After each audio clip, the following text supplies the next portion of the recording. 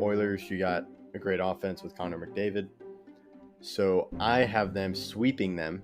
Yeah, well, I don't think you heard my point. The San Francisco Giants have 3 more in the 2010s than the Rangers have in their entire history.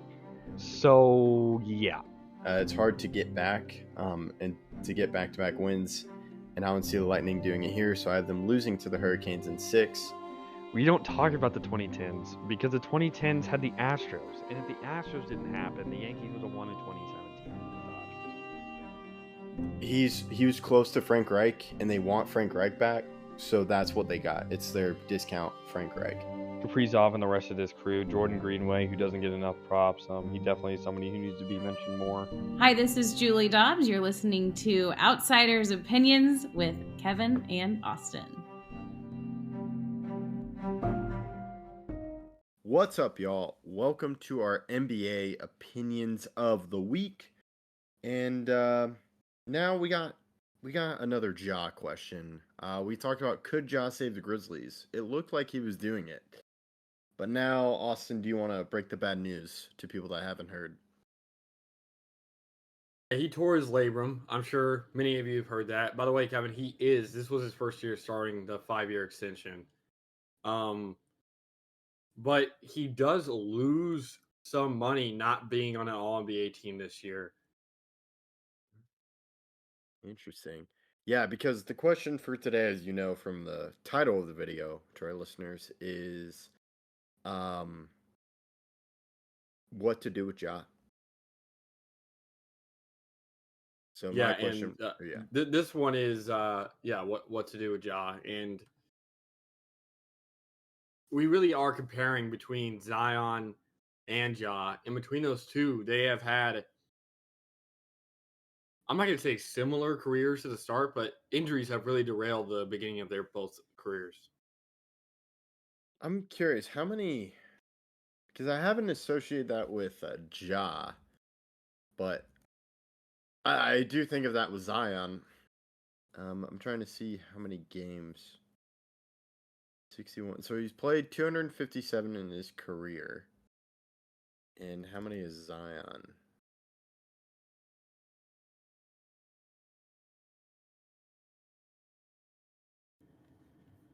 I'm trying to see. Because I feel more confident in what I have with Ja. Okay, so Zion has played 145, but still, I see the point. They're both they've dealt with a lot of injuries, and to me, I think their game relies on their athletic ability more than others compared to other players. Yeah, and if you want to say with Ja, like, yes, he has played more, but only one of the years he's played has he had enough. Like, the new rule is 65 or more games. He's only done that once in his career, and that was his rookie season. And this year, he's only going to play 9.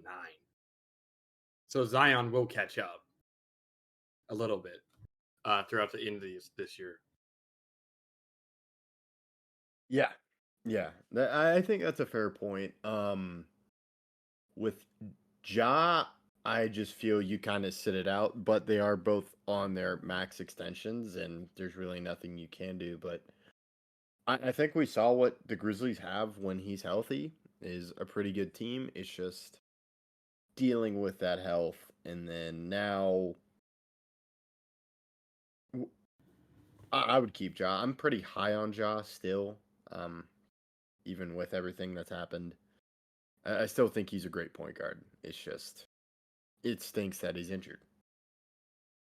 Yeah, that's true. It does stink that he is injured, and that injury really does mean that not that the Grizzlies will tank necessarily, but they will lose a lot more games and have a chance at a good draft pick because of it. But do they still have their draft pick? I believe they do. Or did they give their first? I thought they gave a second. I remember we've had this. Yeah, they still have their pick. Which is good because it's just already a young roster and they get to add more to it. So it does change my opinion though, or I still have to be patient on my opinion of where does Ja rank everywhere else because I think he's pretty good, but I won't see him in the playoffs this year, and not until next season. And I mean, let me just do the math really quickly. Ja Morant played 257. This was his 5th year, right? Yeah, it Yes, was his 5th because year. Zion and him are in the same draft. I forget about that. Yeah, so he's only played on average 51. Is that right? 1, 2, 3, 4, 5. Yeah, 51 games a year. And that's not really what you want from your all-star. That's a little over half. Half of games would be 41, so he plays 10 more games in half. That's not really what you want. That's not what's going to help you win games or get a high seed in the playoffs. Yes, that's a great point and a good perspective. More than just a little more than half the games, and with the Grizzlies, maybe you invest in point guard. I think that could be something they do to ensure it.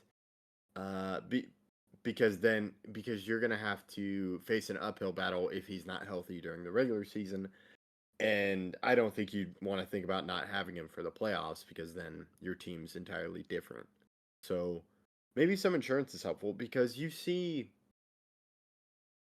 maybe he can get over this injury bug. I'm pretty sure there have been players that have dealt with this injury, have dealt with injuries earlier in their career, or maybe not. Has there been a player? I mean, there's definitely been some that have, but 5 years in is you're getting far. For example, I'll give you an example of a player that kind of overcame it, but it was like a college injury bug. Kyrie. Kyrie was injured in college, and his first a lot of years in the NBA with the Cavs, he played like every game. And then, whether because of injuries or other stuff, it's kind of come back. But he's older now. But it just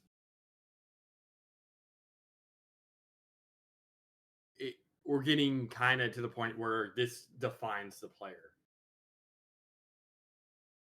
Yeah, I do have a comp, but how many games were in the 2020 season? 60 something. Okay, 20. Okay. Because Joel Embiid, never mind. He played because I remember he was a guy that dealt with a lot of injuries. Embiid, we could talk about this really quickly. Only has, I think he can only miss 9 more games this Yes. season. So it's going to be really close between him being able to be eligible for either an All NBA or a MVP spot. Yeah. But I remember he was a guy where he was always considered a Rookie of the Year candidate. But in 2016, he played 31. But in 2017 and 2018, he played over 60 games. 63 and 17 and 64 and 18. But 51 in 20, and then 51 in 2021. So it maybe this is just a thing where you kind of get the Kawhi treatment for John. You just rest him a lot. So yeah, maybe I was being a little too optimistic. Ja's probably gonna miss some time, and I think you just hope for the best. It's not during key moments, and you prepare for moments like that if you're the Grizzlies. Yeah, I think that's fair. I definitely think that the problems that they will have because of injury concerns, especially with Jaren Jackson Jr. as well, also missing time with injuries consistently. It seems like they're built around not necessarily brittle, but definitely not the healthiest of players. Yes, and they've dealt with a lot of injuries like Marcus Smart, Steven Adams, Jaren Jackson, as you mentioned. So maybe invest in your training staff if you're the Grizzlies, Maybe that's a way to look at it. or figure something out like that. But that's all I got. I'll toss this over to you and let you close it out. Yeah, thank you guys for listening. What would you guys do with Ja? Do you guys still believe that he could be a consistent player playing 70 games a year, or should the Grizzlies look at either moving him or trying to get him more healthy throughout the years? But thank you again.